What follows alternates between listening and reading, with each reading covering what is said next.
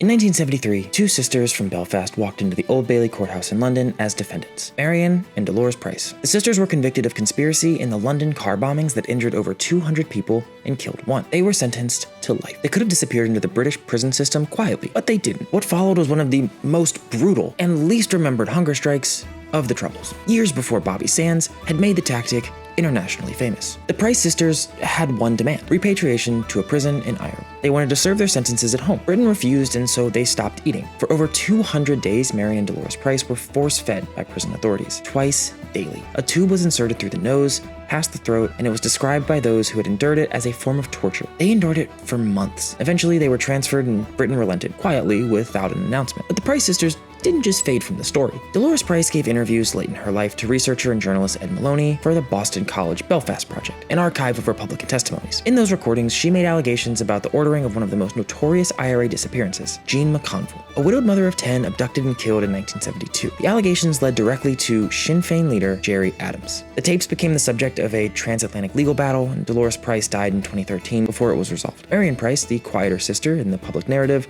was imprisoned again in 2011 when her license was revoked, a decision that remains politically contested to this day. Two women with one conviction held a hunger strike that most of the world forgot, and then later provided testimony that shook the peace process to its core.